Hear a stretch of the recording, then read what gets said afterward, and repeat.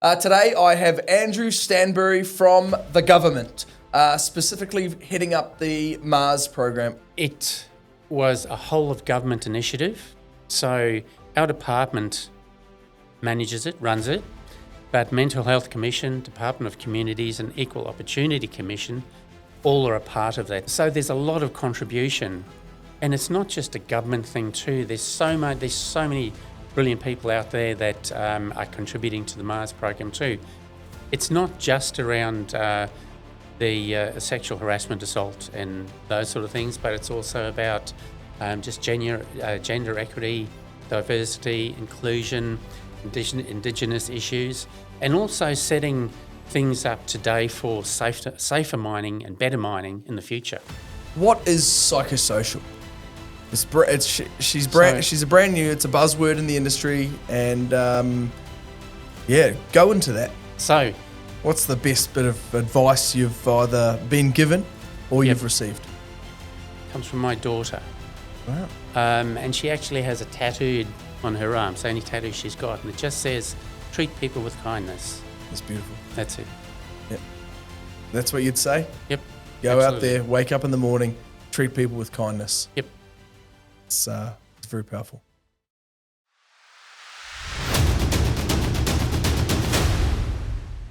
Welcome back to another episode on the Gold Room podcast. Today I have Andrew Stanbury from the government, specifically heading up the Mars program. Andrew, thank you very much for joining me, mate. My pleasure. Was it a good little bloody introduction for you? Couldn't have been better. Oh, excellent, mate, excellent. Look, you've watched a few episodes. You said to me off camera that Barry Upton's episode bloody resonated with you. You liked that one? It does, and I think it celebrates people like Barry's background and what he just continues to give to the industry. It's just, and there's so many out there, the countless people, unsung heroes that give back to the mining industry and make it better. Yeah, beautiful. Mate, so let's get into the life and the times of Andrew Stanbury. Right. How much time have you got? Oh, mate, we've got heaps. Oh, look, so initially I'm not from Australia. I was born in South Africa. Okay. Lived there till started my teens, I guess. Left, went to New Zealand, which was a massive culture shock, as you can imagine, because that was like the apartheid era in South Africa. What year did you land in New Zealand? 73. Okay. So, it's a massive culture shock, and I did struggle with that for quite a while because you don't know what you don't know, sort of thing. That's right. Landed in New Zealand, finished my schooling there. Where'd you live in New Zealand? I lived in Auckland. Oh, yeah. I travelled all over New Zealand, though. I did. I then left school. I did a bit of time with the military. I worked with the territorials over there, and I also worked for the New Zealand Navy. Oh, wow. Became a weapons technician, which is probably the best technical grounding you could ever have. So I was shore-based, didn't go away on ships or anything like that. But yeah, absolutely loved that. Loved New Zealand. Have you been back recently? No, I've been back once, but it's, I couldn't even tell you how many years ago, probably 20 years ago, I guess. Yeah. It's changed a hell of a lot. Yeah, but sometimes it's in some cases, it's good to remember things the way they were rather than going back and being disillusioned perhaps. Yeah, but definitely. But New Zealand's a great place. I can still play rugby, so I guess that's one of the most important things. Yeah. Then I came to Australia. In fact, What year? What year did you come to Australia? I came here in 84. Oh, great year. End of 84. So this was just, and I didn't know what was going on. We came, a friend of mine who actually, I mentioned to you before, we had a factory just down the road here. And we came here to Australia to seek our fortune, and we were so incredibly naive. We landed in Sydney, spent some time, we worked there. I worked at the Opera House there as a stage technician for 3.5 years as part of that. We drove across the Nullarbor, came over here and just hated it the first time. Really? Well, Quiet or the heat? no, we didn't mind that. Didn't mind the place itself, but it was just first impressions with people. We came here with no money, not 2 cents to rub together. We had an old Valiant that we drove across Nullarbor in. We came here to seek our fortune. I wanted to get a job in mining. Everyone heard about mining over here, and there wasn't the boom then, and we couldn't even find any mines. Naively, we thought we'd just drive around, find a mine, knock on the door, get jobs, easy. But yeah, it didn't exactly work like that. Did you land a job in the mines? No. Really? No, we messed around over here till we had less than no money, and then went back to New South Wales, tails between our legs. I stayed there. My friend went back to New Zealand for a while. He's since come back here, but I worked over there, as I said, at the Opera House for a while. I got my first taste of non-government industry there. I worked at a place, I won't mention the name because I don't know if they're still going, but they made cast aluminium garden furniture. Okay. And it was a shocking place the way they treated people. They'd employ, illegal immigrants, and if they got hurt, they'd just, push them out the door and get another one and stuff like that. And that's when I guess I first started to understand that you need to care for people. People are doing things for organisations. You need to care for them. Yep. But in a very naive sort of way then. Then I came across to Perth, and I met someone and we were engaged and came across here, as you do. Drove across Nullarbor again, and I love to do that again too. It's just an amazing trip. And came over here. I worked for a company that was the predecessor of Veolia. Everyone knows Veolia. Yep. And it was a very, very small organisation. We did mainly high-pressure water jetting in mines, mainly alumina refineries and so forth. And it was very lucrative, very, very new. It was a bit of a dark art, and, people didn't understand how it worked, and a bit of smoke and mirrors and things. But it was while working there, and my boss at the time was involved and a couple of other people, and it was just timing where I wasn't there at the time, but they had a horrific accident, a really, really horrific accident that was, inches away from multiple fatalities. Really? Was there a fatality? No. Okay, lucky. But my boss, the guy that owned the company, was right on the edge there for many months. He was in the hospital. Oh, wow. But there again, it just, and that was when I first met the mines department.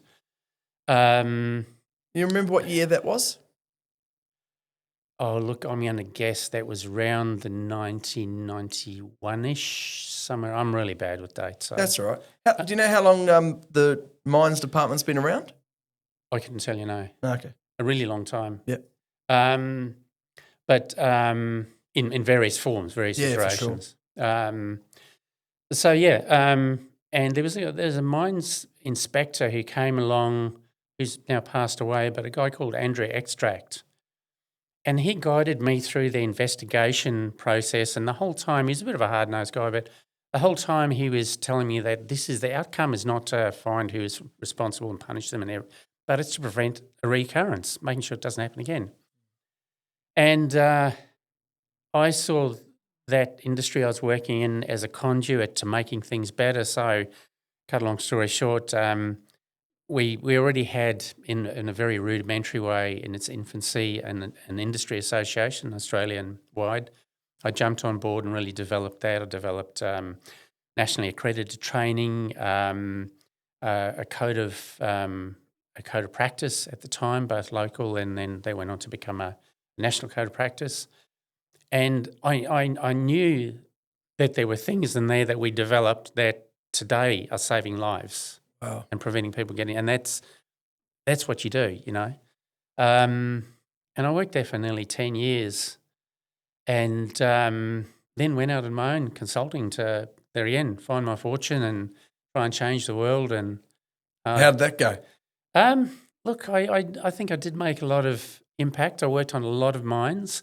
I worked in Queensland for a little bit. I worked here, early days of Leinster with Western Mining, and worked with some amazing people that I'm still in touch with now. They've changed the industry in their own right. You know, made a massive impact. Then went through a variety of jobs. I worked for Worley Parsons for quite some time as a health and safety manager. I've always had this bent towards crisis and emergency management. So I did a few courses and diplomas and things in that space, and also some international stuff. And prior to joining the mines department, which was DEMERS then, or actually DMP, prior to joining the department, I consulted for some years in that space, and that was really exciting. But there again, it was one of these things where it's like an insurance policy. You only pull it out when something goes wrong or it runs out, and and we'd go to organisations and do training and run exercises and those sorts of things. A year later, you'd go back to the same organisation. Half the people had left. No one would know what was going on, and blah, blah. So there's no continuity with it. Unlike safety, which is a day-to-day thing, it's a business as usual thing, you know. So, but I still love that, and even in my role now, I've had the amazing opportunity to be able to really make an impact there. There's a thing called the OSH body of knowledge, which is basically all the safety knowledge, and there's dozens and dozens of chapters on various subjects, everything from radiation to emergency management to manual handling to whatever. And so I wrote the emergency management part of that. I was invited to do that, which was pretty special. And then subsequently we started, while I was at mines, and I got the backing of the department, which was brilliant, to get off the ground the emergency management community of practice, which is now a fully blown association. Wow. And the latest, which has actually been sponsored by Mars, is the certification of practitioners in that space. So we've got this even, or in the future we'll have, and we're working towards this even playing field of competency out there. So if you go and hire someone to work in that space, you know what you're getting, you know what they can do. And it's good for them too, because there's a career path there. They know what they can do for you. So yeah, it's a really good thing. Would you say that before we get into Mars? Yeah. Would you say that background is what pulled you into this working in the government body? I came to work in the government because, and I thought about it for a long time, and there's a stigma around people working in government. People work there because they can't get a job anywhere else, and stuff. I never heard that, man. I that. thought people working for the government had earned their stripes. They'd gone in because they want the best for the country. Having now worked inside the government, I completely agree with that. But you've got to work inside there to see that. Yep. And particularly people like regulators. There was this phobia about regulators coming to because when I've been working on mine sites and the regulators came, everyone just runs for cover, sort of thing. Oh, mate, I was hoping we were going to rip into a bit of this because I've seen it. As a Sparky, I've seen Pat McCluskey. Yeah. I've seen Pat McCluskey arrive on sites, and there was another guy, Gary Scott. You know Gary Scott? No, I know the name. Yeah. Yeah. And the mines inspectors themselves are so passionate, and they really want to make a difference. They want to change the world. Yeah. And they're not there to shut the mines down. No. That's a common misconception. No, they're there to support the mining companies. Yeah, they're there to ensure that we try and limit or mitigate the risk associated with what we're doing. So the thing about the regulator is a pool of knowledge.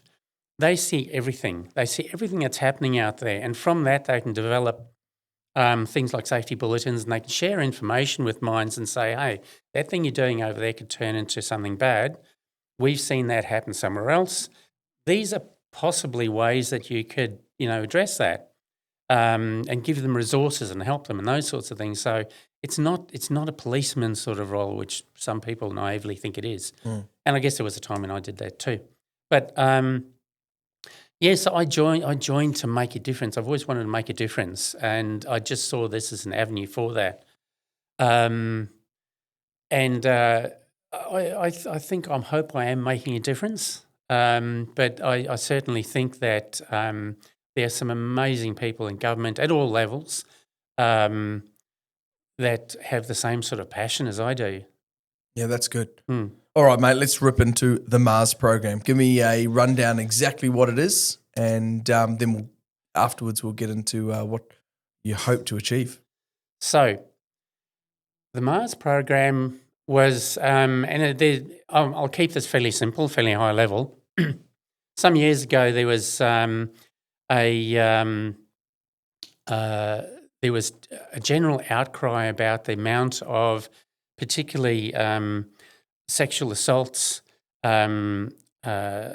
sexual harassment, bullying, and all those sorts of things that was happening on mines. I mean, it happens in general industry too, but it was happening on mines. There was a Enough is Enough study and report that came out, commissioned by the government, which triggered, I guess, the Mars program and a bunch of other things as well. There were a lot of other contributors as well.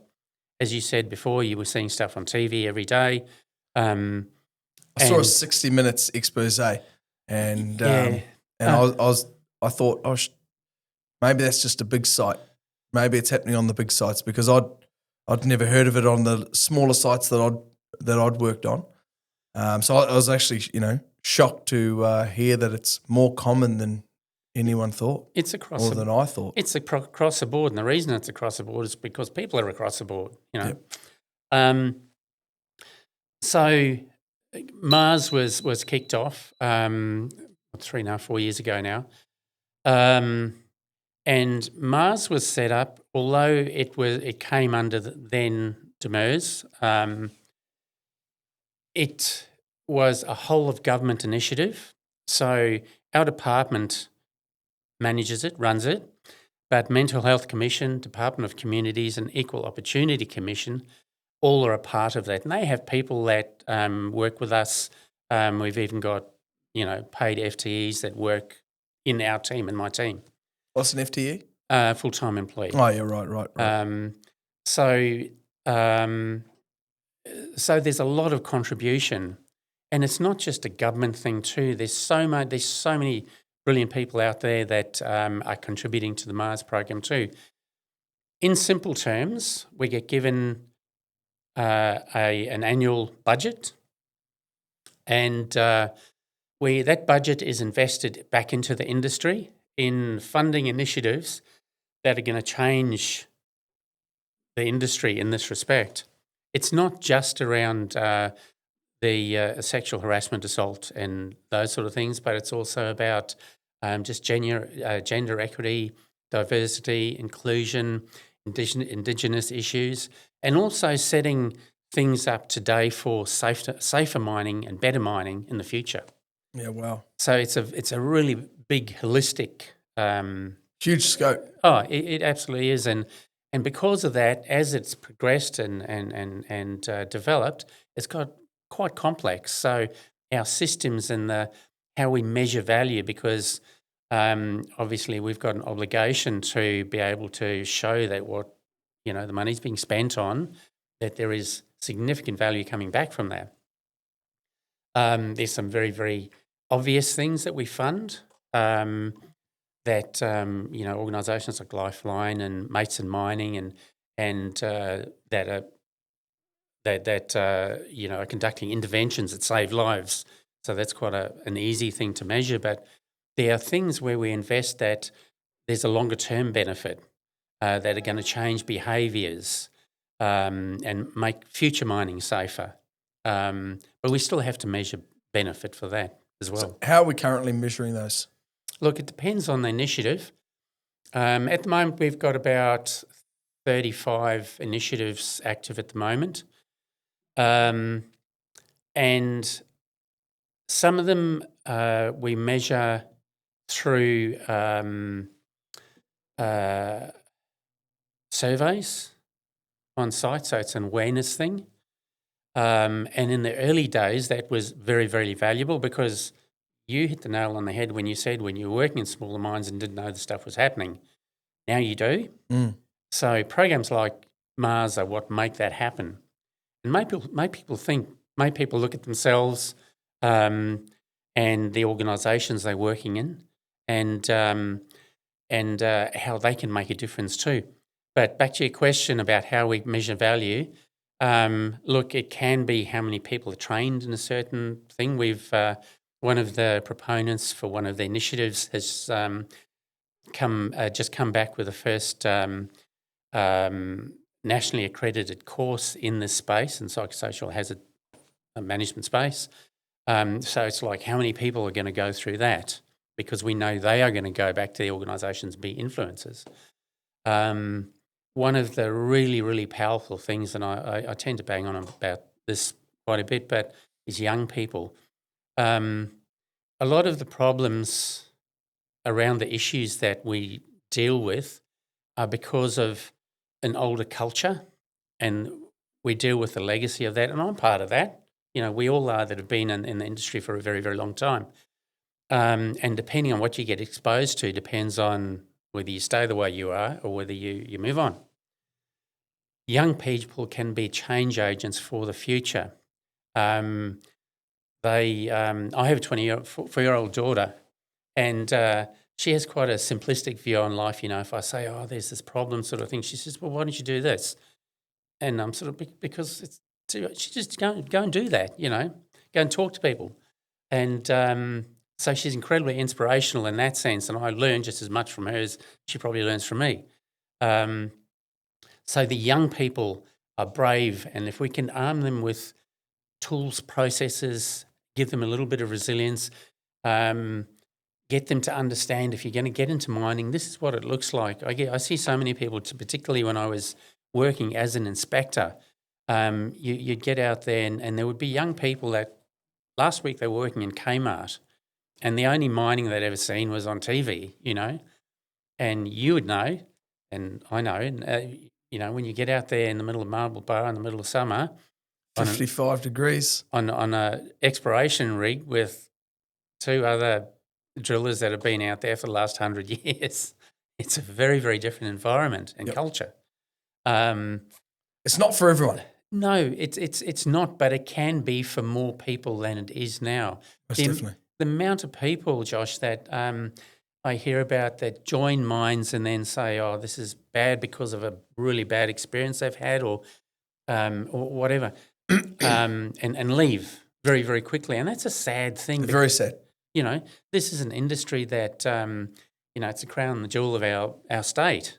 Yep. And our country. Yeah. Our country. Yeah, and internationally it's looked at as, a pretty big thing too. So to work in that industry is quite a privilege, but we've got to make it a safe environment. Yep. We've got to make it an environment where people understand, and all those things go towards what the Mars program is about. Yeah, okay. Who's involved in the Mars program? So, I am. Yep. You're heading it up?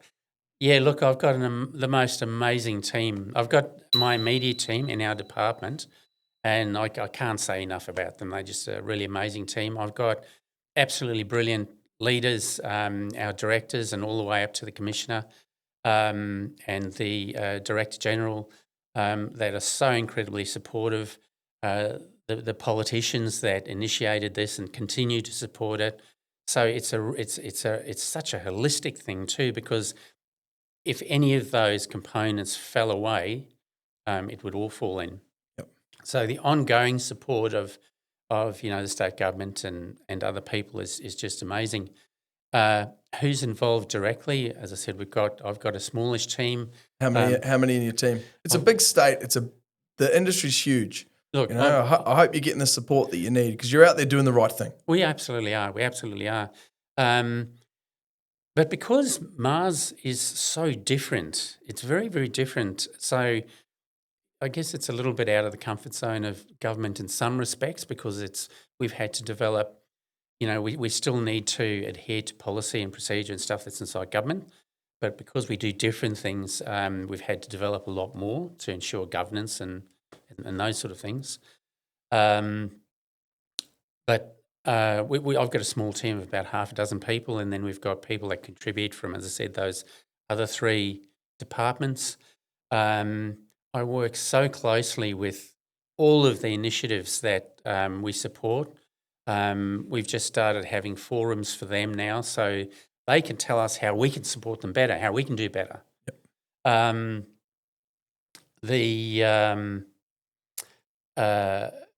We have some very, very big initiatives. Existing or coming up? No, existing. So taking a step back, when Mars kicked off, the first thing we needed to know is where do we point our efforts, And the only way you can do that, we knew there was an issue, but more specifically, what was the issue and where was the issue and where were the things where was the low-hanging fruit and those sorts of things. So we engage with 2 universities. We engage with Curtin University and ECU. And Curtin University conducted what was called a landmark study, which is a very, very big study, and to basically find out where the issues were. How long ago was this? This was right at the beginning of the Mars program. It was 4 years ago. Yeah, so that was one of the little bit less than that. But so that was one of the first things that we did. And the idea was so we can, getting back to your question about value, we can measure where we are now, and then at the end of the Mars pilot, which is about now, we can measure the difference that Mars has made, very specifically. We can measure where we need to go to in the future, industry engagement, a whole bunch of things like this. We also engage with ECU, and we established a professorial chair there. They have run a whole lot of initiatives themselves that have added a huge contribution to Mars. Yeah, okay. We work very, very closely because they are really the biggest source of information that we have because they're learning institutes and they've done research around this stuff. Then we've also engaged with a whole bunch of other small organisations that take that information and turn it into tools, processes, all those sorts of things that are going to go out there and change the world. Yep. But then those initiatives, in the same light, need our support to help them engage with mining. Yeah, I suppose you also need the mining companies too to want to engage absolutely themselves. Yeah, absolutely. And it's part of my job, all that stakeholder engagement, to be talking to people to understand where their issues are, where we can help them, and getting people together and working together. The sort of things we've done. I mean, probably the most unorthodox, and I'll get to that in a minute, initiatives that we've had are drama-based learning. So there's an organisation which is who've done an amazing job. They're called ACT Australia, and they developed a play last year for us, which was based on a massive ground failure in the States in 2013. But we used it as this is what good looks like play. So very long story short, it was the biggest ground failure in the history of the planet, but no one was killed, no one was hurt. There was some equipment loss and stuff, but because they did everything by the book, psychosocially they supported each other, and we actually had them involved, the people from Utah, from the States, coming over here and helping us to make sure it was factually correct. Yep. And that was a roaring success, many mining. And so we funded the development, we funded a lot of deliveries of that play in Perth. I think there were 3 productions in Perth, and then there was a whole lot of regional ones as well too. We're doing another one with ACT Australia, and I would suggest people that haven't seen it yet, get out there and see it. It's called HINDSIGHT, and it's all about psychosocial hazards in the workplace, the different issues that are coming up, how people were dealing with them and not dealing with them. Yep. And so there's a lot of very powerful takeaways, and I won't spoil it too much by for sure. telling the story now. But sounds interesting. We'll put a link in the a link to any information you've got. Brilliant, in the bottom of the show notes. So we've had the Perth premiere. Regional shows are going at the moment, but at the end of the month, on the 30th, there are 2 shows on the 30th, in the morning and the afternoon at the State Library here in Perth. Oh, cool. So get along. It's free. Awesome. Get along and see it. It's really, really powerful.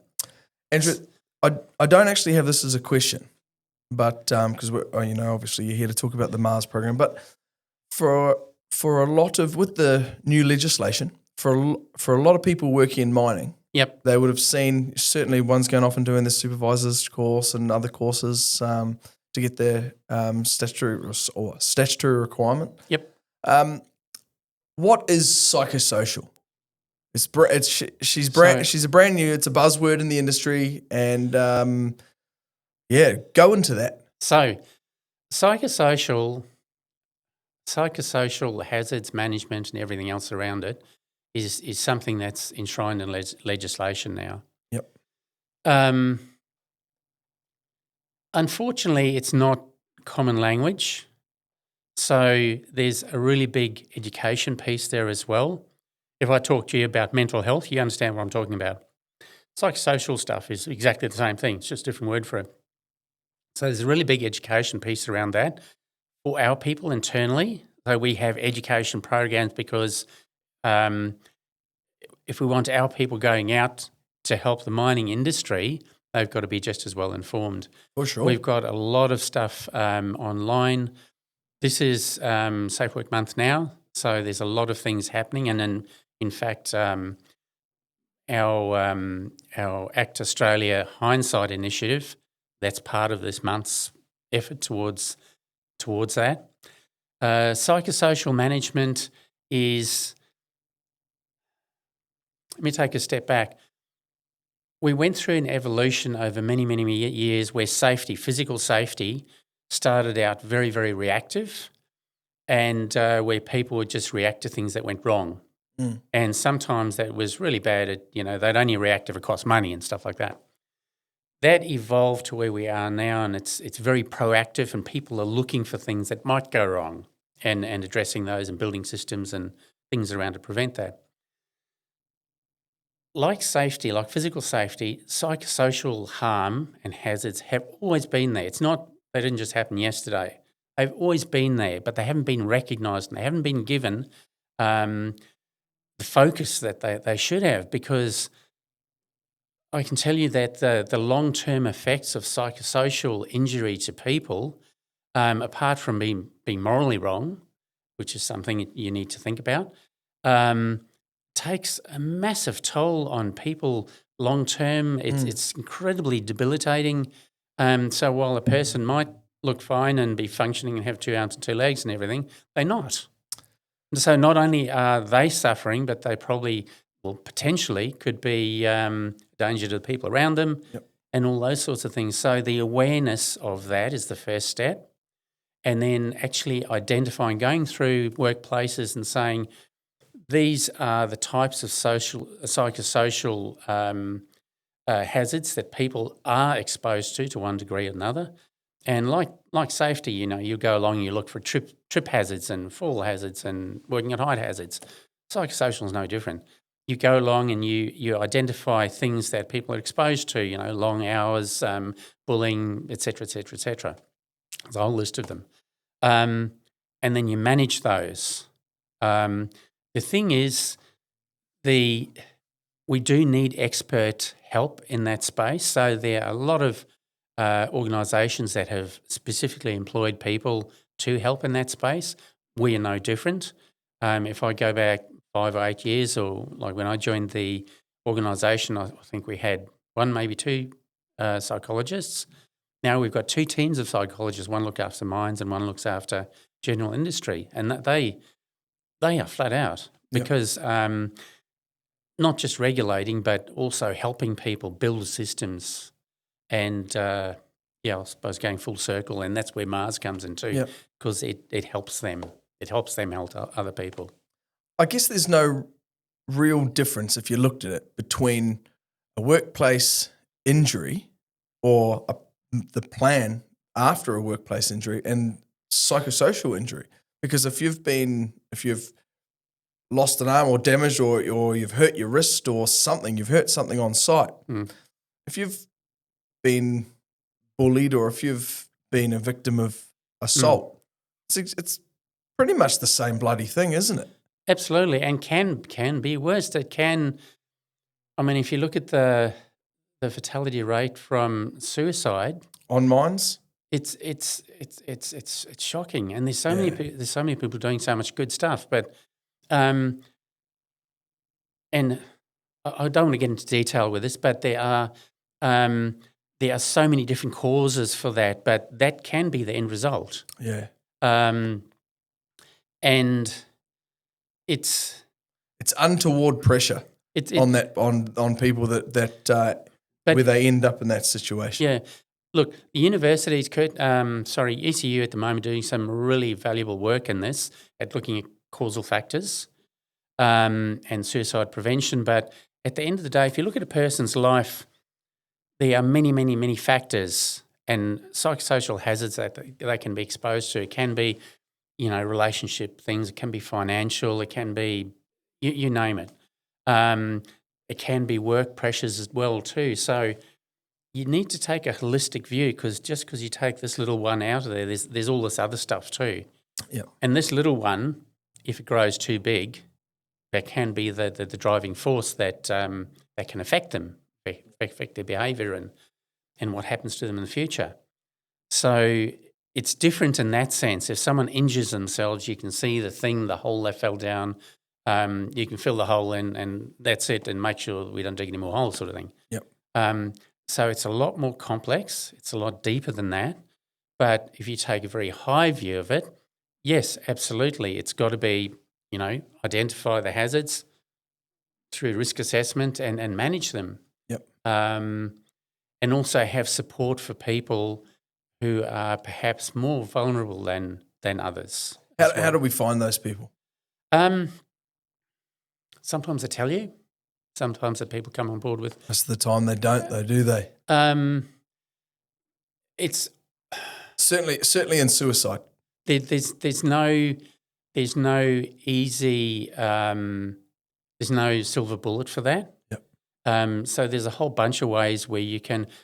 The obvious place to start is just looking at your organisation and saying these are things that people can be exposed to. So we'll reduce that exposure or eliminate it, which is ideal. And that's our starting point. Same as normal safety. Then you get the individual nuances. And people that do amazing work in this space are people like Mates in Mining, Lifeline, who teach people on site to be aware of their mates, of their colleagues, and to look for signs and those sorts of things. People that are trained and competent to do that. Yeah. And then refer them on to more competent people who can help them with the actual issues. Yep. So there's no silver bullet for it, but there's a massive amount of really, really good work being done out there. Heap of resources. Yeah, it's about resources. It's it's as simple as that, I guess. Yep. Mate, what are some of the big goals that you've got for the Mars program? Not so much the Mars program, but more what the Mars program can do. Okay.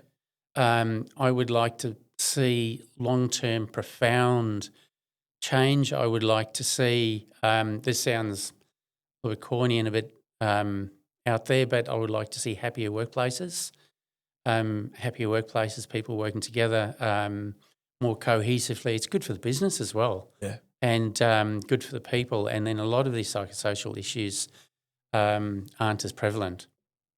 Just that long-term change that I want to when we assess initiatives that come into Mars, obviously if someone comes to us with an initiative they want funded, it goes through a fairly rigorous analysis and filtering process.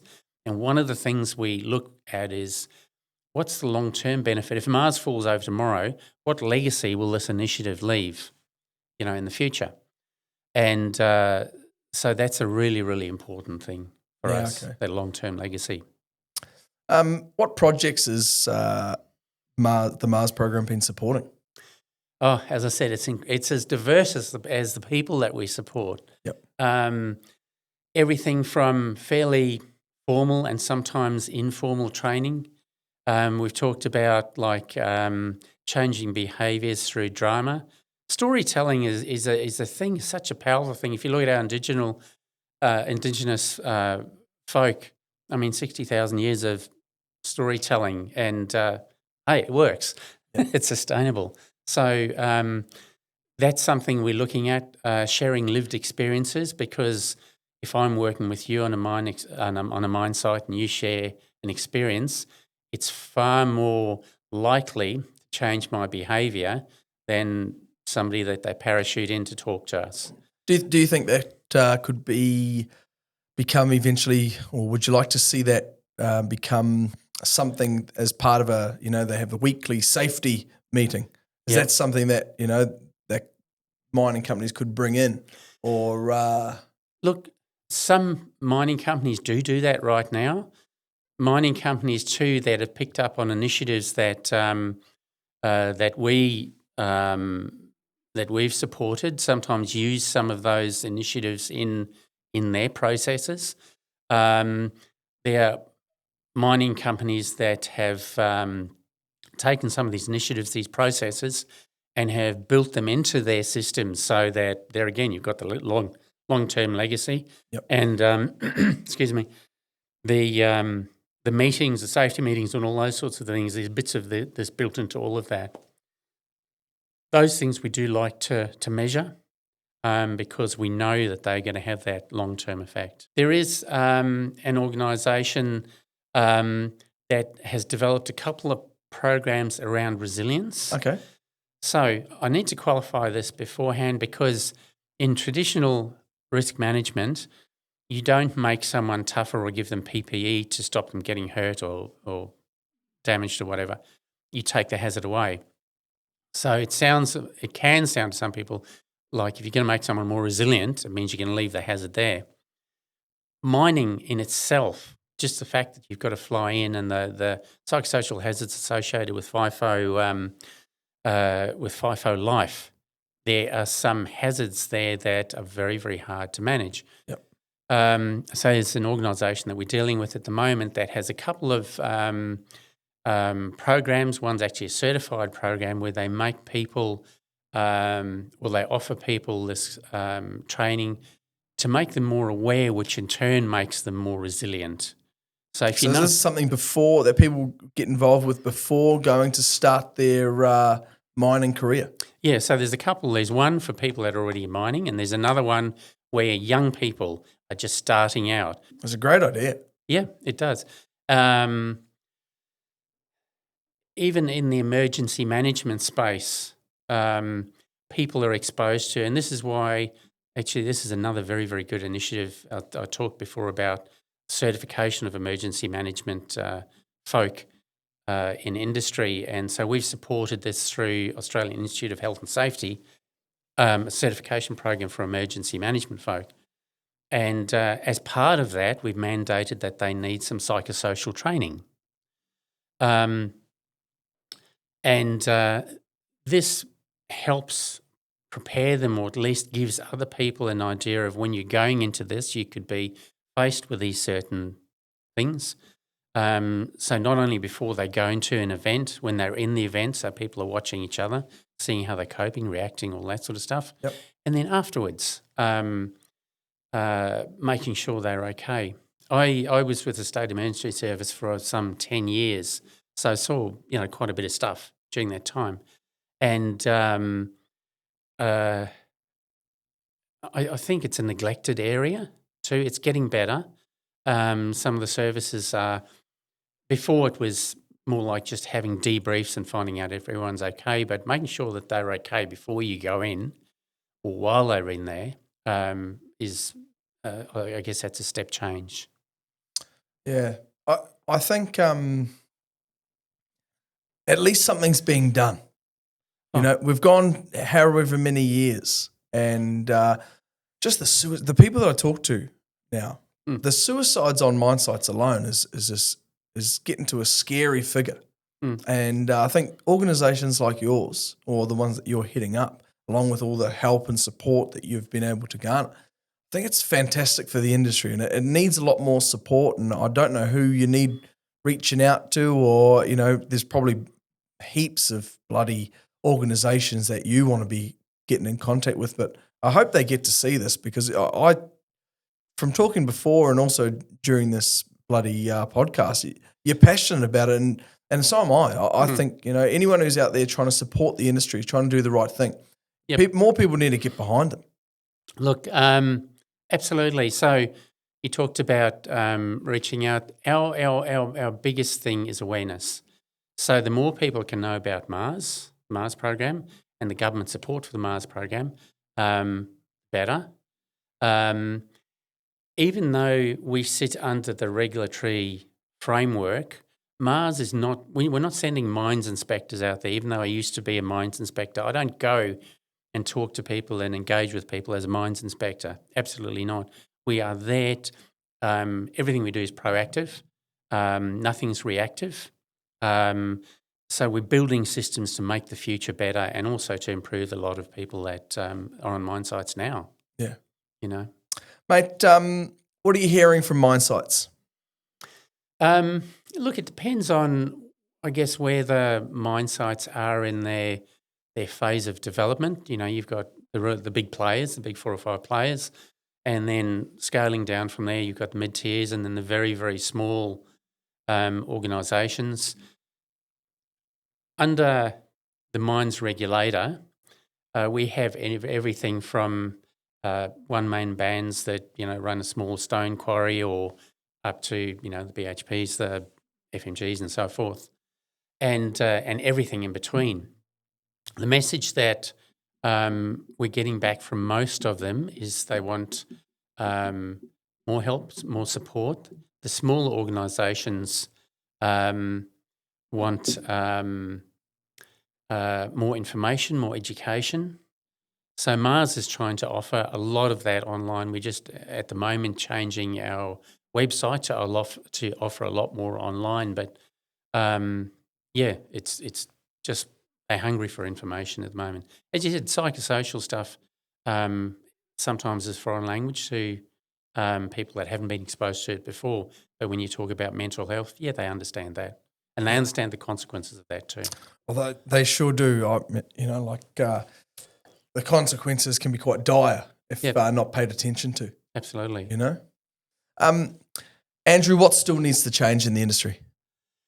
What needs to change is people need to embrace the fact that the world's changing, and that people have an absolute right to work in a safe environment.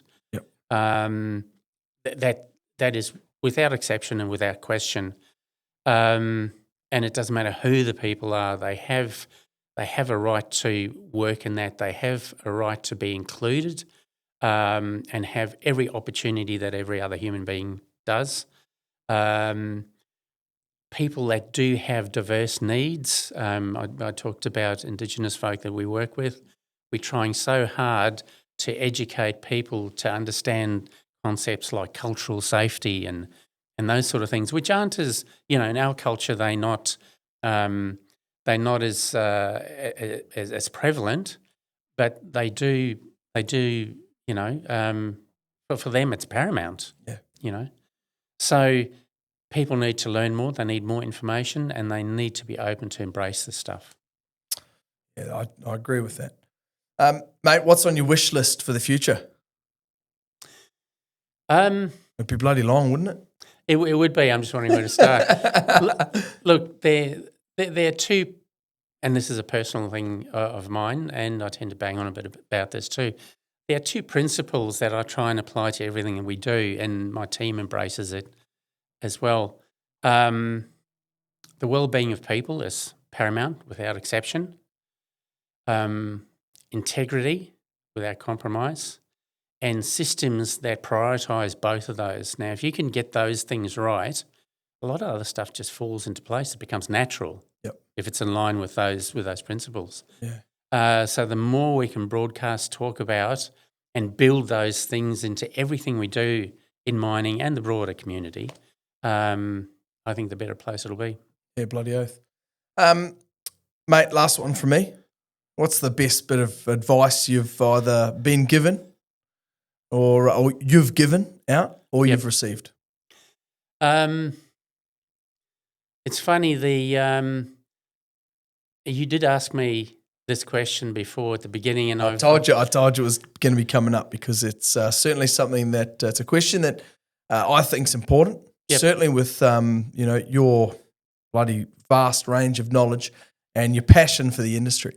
So someone's told you something, or you've obviously passed on some great knowledge to others. The best piece of advice that I can give everyone, and it doesn't come from me, comes from my daughter. Wow. And she actually has it tattooed on her arm. It's the only tattoo she's got, and it just says, treat people with kindness. That's beautiful. That's it. Yep. That's what you'd say? Yep. Go absolutely. out there, wake up in the morning, treat people with kindness. Yep. It's very powerful. I like that. Well, Andrew, look, thank you very much for taking the time to come in and spend with us. It's I've learned, as per usual, the great thing about this job that I have is I get to learn a heap. I take away so much from every conversation, and the fact that you're able to take the time to come in and spend with me and get the Mars story out there and showcase it in a positive light is fantastic. So thank you very much for that. Thank you. It's my pleasure, and thank you for the work that you're doing too. Oh, mate, I'm not doing too much. I get to, a couple of little passions of mine is meeting awesome people and being able to chat to them. So thank you. Not Cheers, a problem. Josh. Not a problem. Thank you very much for tuning into another episode on the Gold Room podcast. Awesome episode. It's great getting the government in because we get to see a lot of what is going on behind the scenes. Everyone thinks, Andrew had his time as a inspector in the mines. The inspectors aren't there to shut down the mining industry. They're there to help and assist. So get in behind this episode, like, share, and comment. Thank you.